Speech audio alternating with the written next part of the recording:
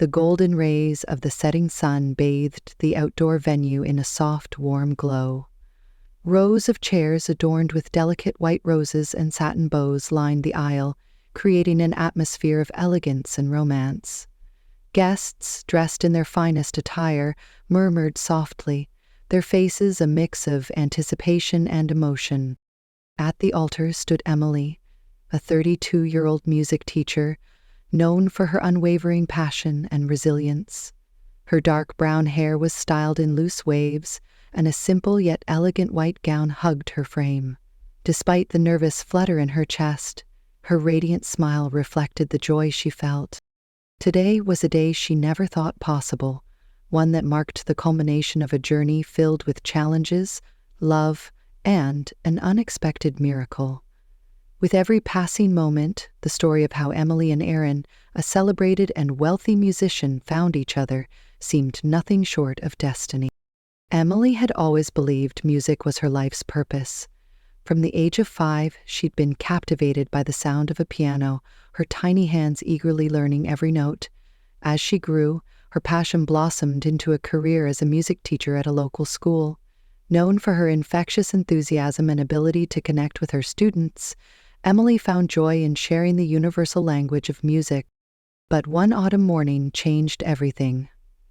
The day had started like any other, with Emily heading to her favorite cafe before her first class. The air was crisp, carrying the scent of fallen leaves and freshly brewed coffee. She hummed softly to herself, a melody she'd been composing in her head, as she crossed the bustling street near the cafe. Out of nowhere, the blare of a car horn shattered the calm. Emily turned, her heart stopping as the screech of tires filled her ears. In a split second, everything went dark. When Emily woke up, the sterile scent of the hospital room and the muted hum of machines greeted her. Her head throbbed, her body ached, but it was the suffocating darkness that terrified her the most. No matter how many times she blinked, the world remained pitch black. "Doctor," she whispered, her voice trembling, "why can't I see?" The doctor explained that the accident had caused trauma to her visual cortex. While her eyes and optic nerves were undamaged, the injury to her brain meant her vision loss could be temporary or permanent. Emily clung to the word temporary, though doubt gnawed at her. The days that followed were a blur of fear and frustration. Tasks she had once performed effortlessly became insurmountable challenges. The once bright world of music she adored seemed unreachable in the darkness. Yet, amidst her despair, she refused to let go of hope. Emily's parents and friends supported her as best they could, but their words often felt hollow. They couldn't truly understand what it was like to lose the ability to see the world or the faces of the people she loved. Music, her lifelong solace, felt like a distant memory, and she feared she might never return to the life she once had. However, even in her darkest moments, Emily's spirit refused to break entirely. She vowed to adapt, even if it meant redefining her life and relationship with music. She began rehabilitation sessions, learning to navigate the world through touch and sound. What Emily didn't realize was that her journey of recovery and rediscovery was about to take an unexpected turn. A chance encounter with a man who understood the language of music as deeply as she did would change her life forever. Aaron Donovan was a name known far beyond the music industry. A wealthy and celebrated musician, his soulful compositions had captivated audiences around the world. But Aaron preferred a quieter life when he wasn't performing or composing. On the day of Emily's accident, fate had placed him at the cafe across the street. Aaron had been sitting by the window, absent-mindedly jotting down notes for a new song. The chaotic sound of a car horn and a woman's scream snapped him out of his thoughts. He looked up just in time to see Emily fall, and without hesitation he rushed to the scene. At the hospital, Aaron couldn't shake the image of the woman lying helpless on the pavement. After asking around, he learned that her name was Emily and that she was a local music teacher. Something compelled him to visit her even though they were strangers. When Aaron walked into Emily's hospital room, he was greeted by a nurse adjusting her IV. Emily was sitting up, her expression a mixture of weariness and resolve. Her unfocused gaze hinted at the challenges she now faced. "Emily?" Aaron said softly, stepping closer. She turned toward his voice, her head tilting slightly. "Yes, who's there?" "My name is Aaron Donovan. I was nearby when your accident happened. I just wanted to check on you," he said, his voice laced with genuine concern. Emily was silent for a moment, processing his words. She managed a faint smile in his direction. "That's very kind of you. Thank you." Aaron noticed the uncertainty in her voice, but there was also a quiet strength behind it. "I hope you don't mind me saying this, but I'm a musician too. I understand how much music can mean to someone. If there's anything I can do to help, please let me know." The mention of music caught Emily's attention. "A musician?" she echoed, her curiosity piqued. "Yes," Aaron replied. "It's my life, just as I imagine it's yours. I know things must feel impossible right now, but I promise you don't have to face this alone." From that moment, Aaron became a regular visitor. At first, Emily wasn't sure what to make of him. He was clearly successful. His confident demeanor and tailored clothing made that evident.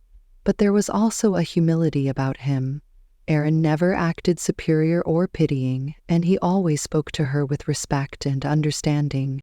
During his visits, Aaron often brought music to share recordings of symphonies, jazz compositions, and even some of his own pieces.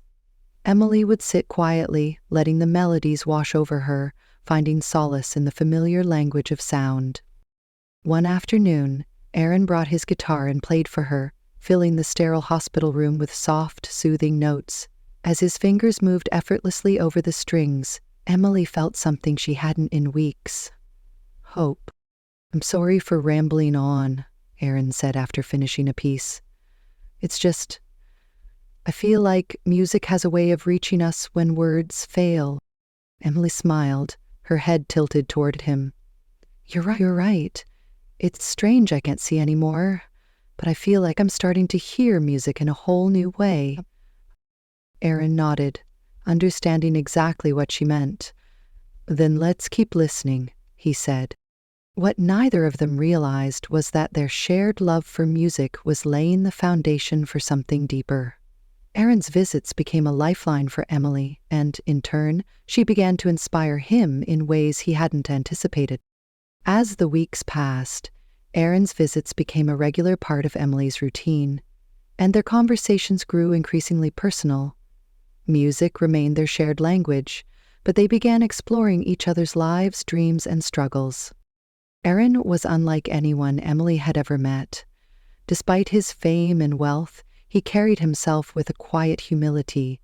He shared stories of his childhood, his rise in the music world, and how the pressure of success often left him feeling isolated. Emily, in turn, spoke about her students, her love for teaching, and the grief of losing her independence.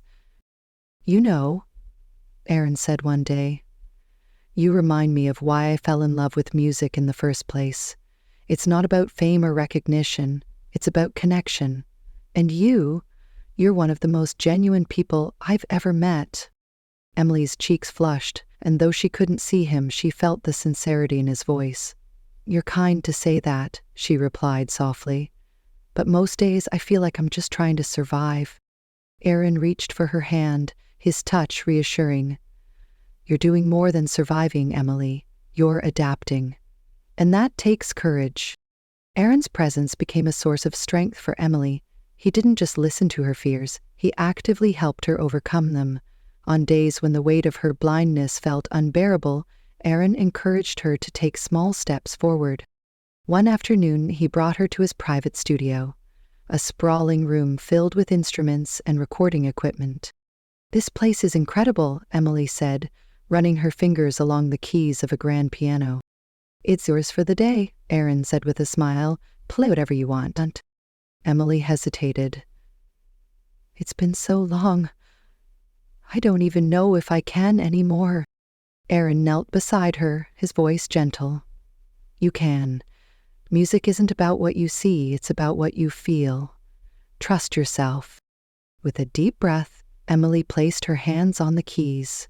Tentatively at first, she began to play, her fingers finding the melody of a piece she had taught her students many times. As the notes filled the room, her confidence grew, and by the time she finished, tears streamed down her face.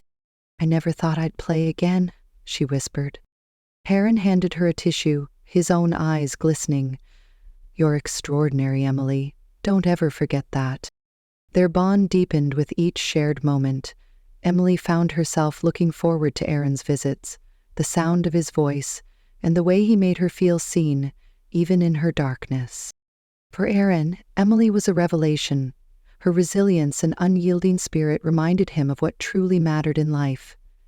He began to feel that his music, which had always been his greatest love, was now sharing space with something or someone just as profound. It started subtly, the way Emily's heart quickened when she heard Aaron's voice, the warmth that spread through her when he laughed. She tried to dismiss it at first, convincing herself it was gratitude, not love. But as the weeks turned into months, her feelings became undeniable. For Aaron, the realization struck one quiet evening. They were sitting on the balcony of Emily's apartment, enjoying the crisp night air and the soft hum of distant city life. Emily, as always, was asking questions about the world she could no longer see. "Ah, does the moon look like tonight?" she asked. Harry leaned back in his chair, gazing at the pale crescent. "It's a sliver, like a smile drawn with silver ink. The stars are faint, but there's one bright enough to stand out." Emily smiled. "You always describe things so beautifully, it makes me feel like I'm not missing anything." Heron turned to her, his chest tightening. "You're not missing anything, Emily. You see the world in a way that most of us never could." Their conversation drifted to other topics, but Heron couldn't shake the thought. Emily didn't just hear his words, she felt them. Her ability to connect so deeply left him in awe. By the end of the evening, he knew he was in love with her. The confession came one spring afternoon, as they sat in the park near Aaron's home. A soft breeze carried the scent of blooming flowers, and the sound of children playing filled the air. "Aaron," Emily said, her voice trembling slightly, "I need to tell you something." He leaned closer, sensing her nervousness. "What is it?" She hesitated, her fingers fidgeting in her lap. I think I've fallen in love with you." Aaron was silent for a moment, and Emily's heart sank. She opened her mouth to backtrack, but before she could speak, he gently took her hands in his.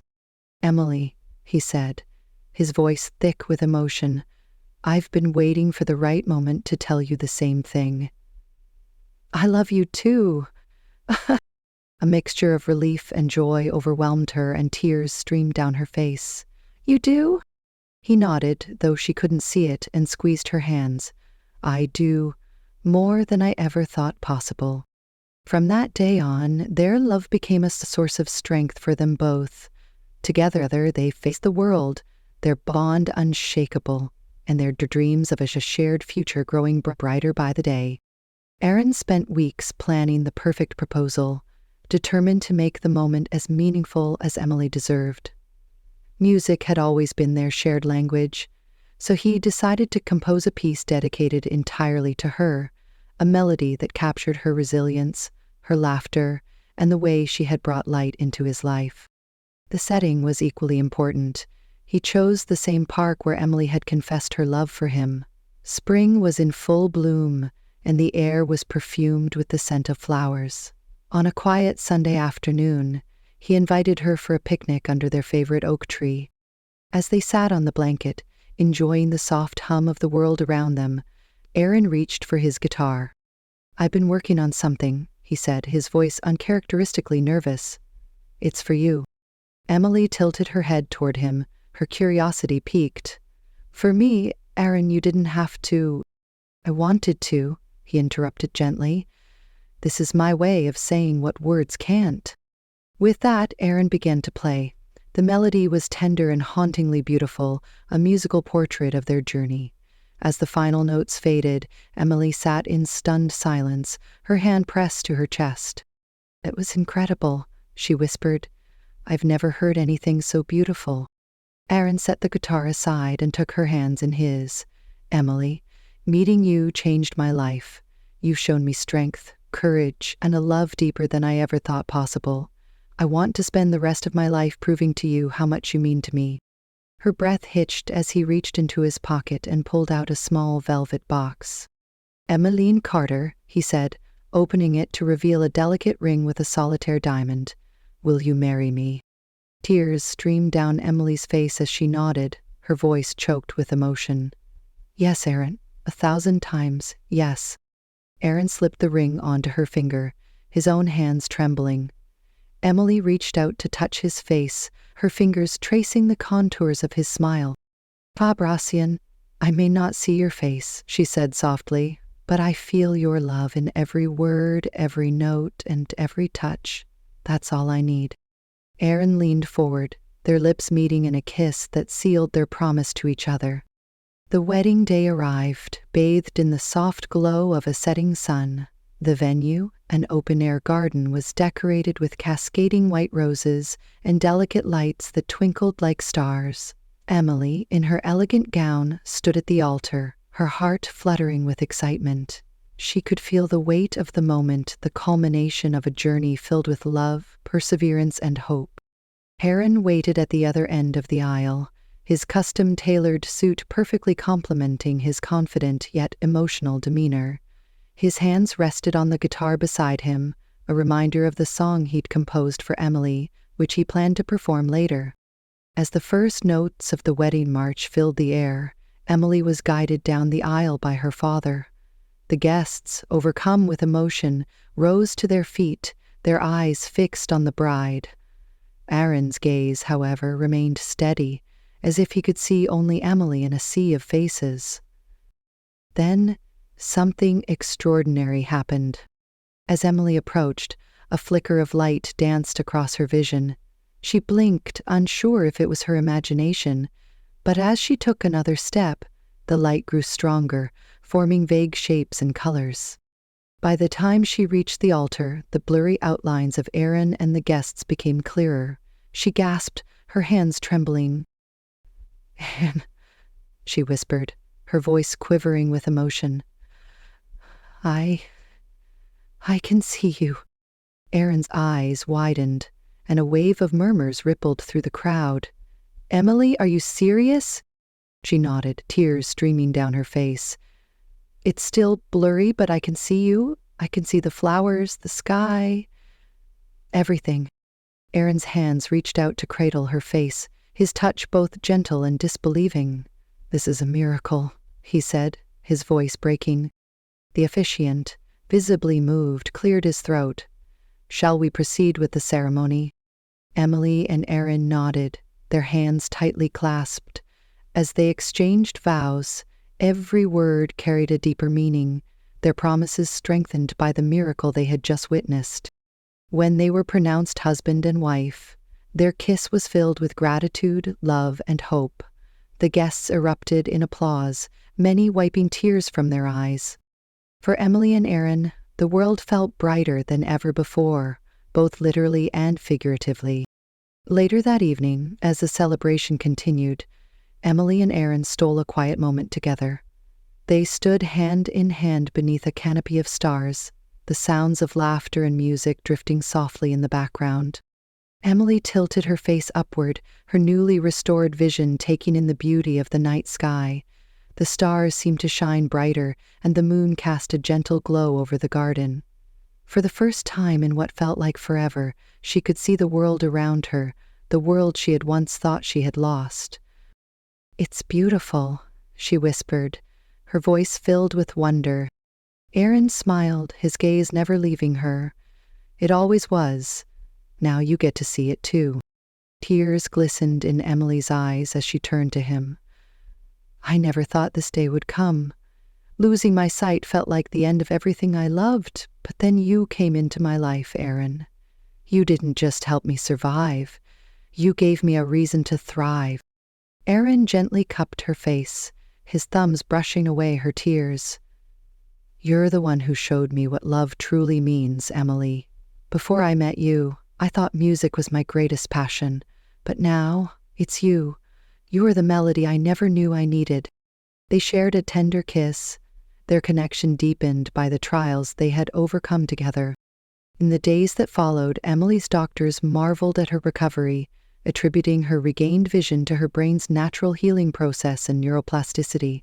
But to Emily and Aaron, the explanation was much simpler: love.